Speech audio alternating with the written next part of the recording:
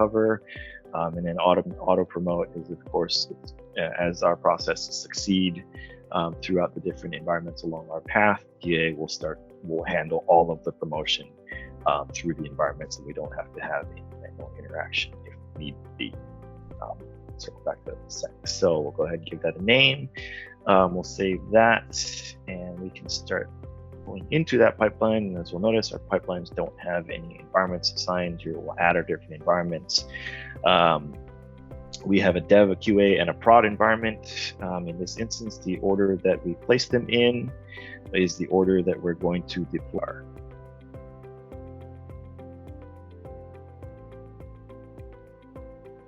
Okay, so from this instance, we'll deploy from dev to QA into prod. Since we check the mandatory box again, it's going to enforce that we go from dev to QA to the prod environment and follow that path. And we check the auto promote, so it's going to promote through that path automatically. So that is creating a new pipeline. Here if we go back to our applications, we have our sample hello world application. In order to attach a pipeline to either a new or existing application, again, here's the pipelines we have. We have a sample pipeline here, or a deployment pipeline which is tied to the flight GUI. For our instance, we'll use the deployment pipeline and attach that to an application. A few other ways of managing pipelines that we may want to put back into the beginning. Pipelines have the ability to be imported and exported. So if we wanted to take this pipeline and export it, we can go ahead and export it. And you'll notice we have an export here. You can go ahead and take a look and see what the pipeline files are made of. And application perspective, the pipelines can be managed in the environment. We'll take a look at the flight GUI environment here. We can see that the pipeline is applied, and as we apply it, the pipeline can keep track of all of the different versions that may make up a specific application. So for this flight GUI, it only has one component. If we had 7 more or multiple components here, we can see maybe version 3 of one, version 1 of another, version 2 of another, version 1.1 or whatever. All of the different versions of components of all of the different pieces. What makes an entire application? What makes a successful deployed application to each of these environments, right? Pipelines can manage all of that based on the snapshots.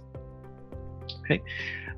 From a pipeline perspective as well, since we're using the pipeline across multiple applications, we can use configurations to start defining properties across the different environments that make up a pipeline. So for instance, the flight GUI and the Hello World application are using the same pipeline, but they may have different credentials for the database in each of the separate, or for each of the separate applications.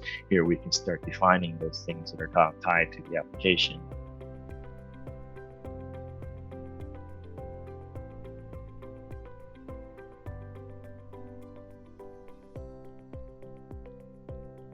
And this will allow us to, again, leverage any existing assets and scale those pipelines across all of the applications that we may be deploying to these different environments. Okay, and to wrap up from a deployment perspective, right? How do we deploy a pipeline? If we look at the inventories and components of the environments, we have version 3 of our component.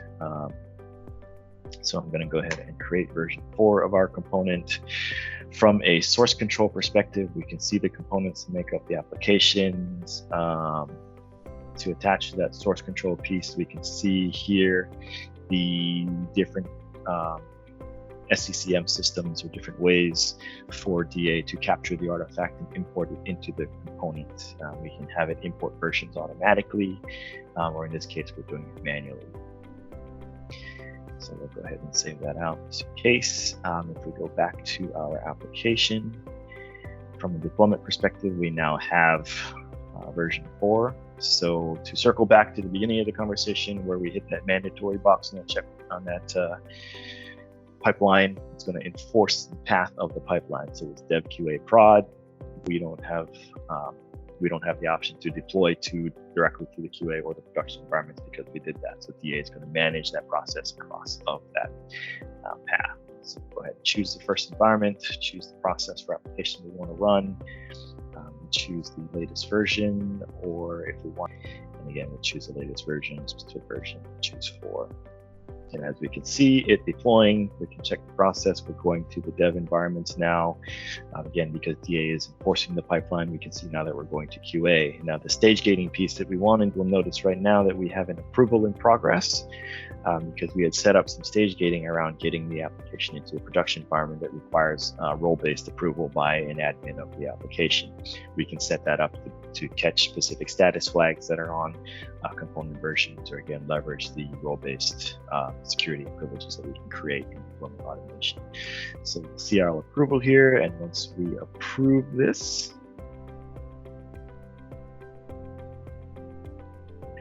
we can go ahead and hit save, and if we come back, we can see the deployment to production is happening, and that should wrap it up.